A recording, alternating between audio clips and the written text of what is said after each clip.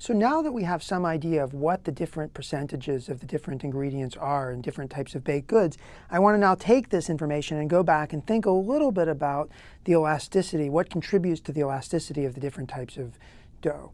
So let's just start with the molecule glutenin. So Pia explained to you all already, after Bill Yassi's wonderful strudel, the physics of how glutenin molecules get together and contribute to the elasticity of dough. And what I want to do actually is just count in a given amount of batter how many gluten molecules there are, so that we can think about whether or not they can stick together and actually form a very, very tight dough as one expects to form during baking. And we want to think about how the distances between the glutenin molecules changes in the different types of baked goods. So where does glutenin come from? Glutenin, of course, comes from flour, and flour, of course, comes from the seeds of wheat. Now, wheat seeds have three different parts. There's the husk of the seeds, there's the embryo, which is the part of the seed that will actually grow into a plant if it's allowed to, and there's the part that people call the endosperm, which is essentially the nutrient pool that basically feeds the embryo when it's allowed to grow into a plant. So if you take 100 grams of wheat seeds, then this is actually a table that shows the compositions of both the seed itself and the endosperm. It turns out that all-purpose flour, which is what I'm going to consider here for this discussion, comes essentially from the endosperm. And so we can see that out of 100 grams of endosperm, or all-purpose flour, there are about 10 grams of protein and 76 grams of carbohydrate. So it's mainly carbohydrate. Those, of course, are the starch granules. The protein is the part that contains the glutenin. So indeed, it turns out that 60%, and these are rough numbers, but about 60% of the protein content of flour actually corresponds to glutenin. And so now actually what we want to do is, given an amount of flour that a recipe calls for, we would like to compute the number of molecules of glutenin there are.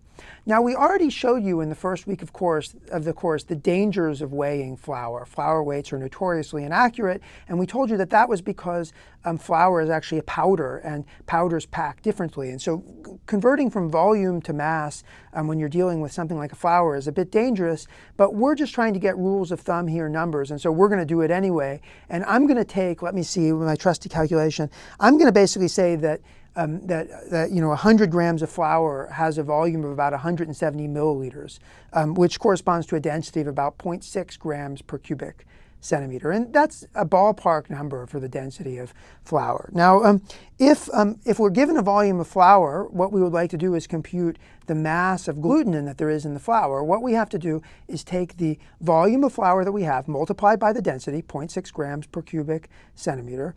We then multiply by the percent of the flour weight, which is protein, which, as I already told you, for all-purpose flour is about 10%.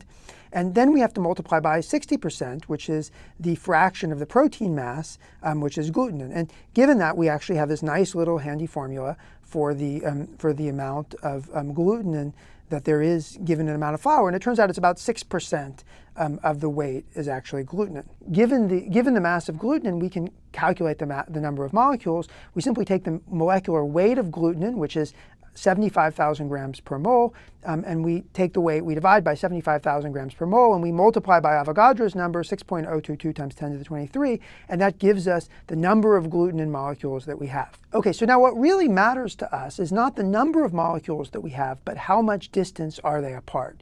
And we can do that by calculating how much volume does each glutenin molecule occupy. So each glutenin molecule, so if we take the total volume of batter, V, whatever that volume is. So this is volume of batter now. It's not the volume of flour, because we're going to actually mix everything together that we have to make the batter. If we take the volume of batter and we divide by the number of molecules, that tells you how much space each molecule has. And if we then imagine that space as being a cube, right, the same distance on each side, let me just call that distance L sub g for the length between glutenin molecules. That basically tells us how far there is between glutenin molecules. So let's now apply this and see how far apart the glutenin molecules are.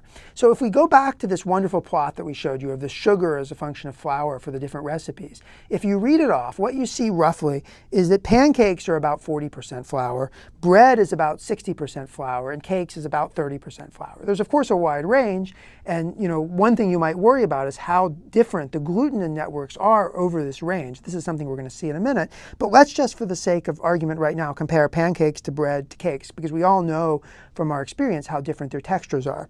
So what I want to do is consider 1 kilogram of batter. So that's, of course, a lot of batter, but just to have round numbers, let's consider a kilogram of batter. That's about a liter. It's actually a little less than a liter because batter is a little more dense than water, but we're just trying to get rough numbers here, and so it's about a liter of batter. And so under those circumstances, the mass of flour in pancakes would be about 400 grams, in breads would be about 600 grams, and in cakes would be about 300 grams. So applying our rule of thumb, in order to get the mass of glutenin, we have to multiply those numbers by 6%. So 6% by 0.06. So that means, just calculating a little, let's see, for pancakes, if I multiply 400 by 0.06, that gives me 24 grams. For bread, 600 by 0.06, that gives me 36 grams.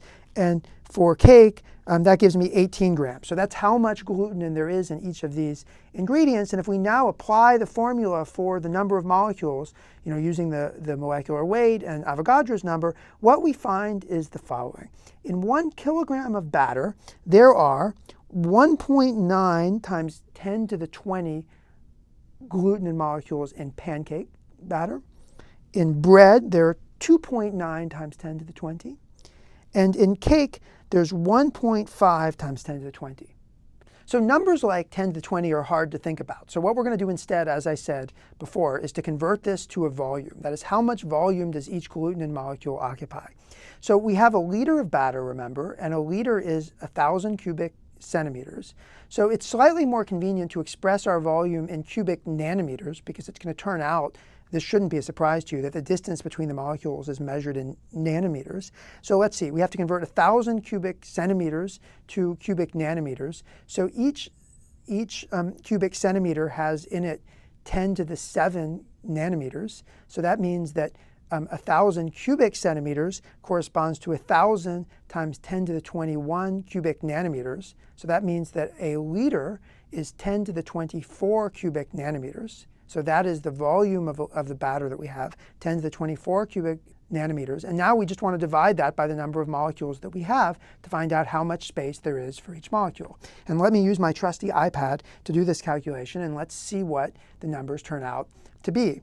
So for pancakes, what we're going to do is divide this 10 to the 24 number by 1.9 times 10 to the 20. And that tells us that for every molecule, there's 5,263 cubic nanometers. For bread, it corresponds to 3,448 cubic nanometers. And for cake, it corresponds to 6,896 cubic nanometers. So there's a bigger volume for the glutenin molecules in cake than there is in bread, as you would sort of expect. But now, to sort of make this into a real number that we can think about, let's take our volume for each one, and let's actually imagine that volume is a cube, which has the same distance on each side. I'm going to call that L sub g for the length scale of gluten. And so I'm just going to take that volume and set it equal to L cubed, L sub g cubed, which is the volume of the cube. And let's ask how big the sides of the cube are. So it turns out that for pancakes, the cube is 17 nanometers big. In bread, it's 15 nanometers, and in cake, it's 19 nanometers. So that means that the glutenin molecules in pancakes are about 17 nanometers apart, and in bread, where gluten is so much stronger, it's 15 nanometers. That's a pretty small difference. So between these different recipes. So it must be that the textures of these different recipes comes from something more than just the distance that the glutenin molecules are apart.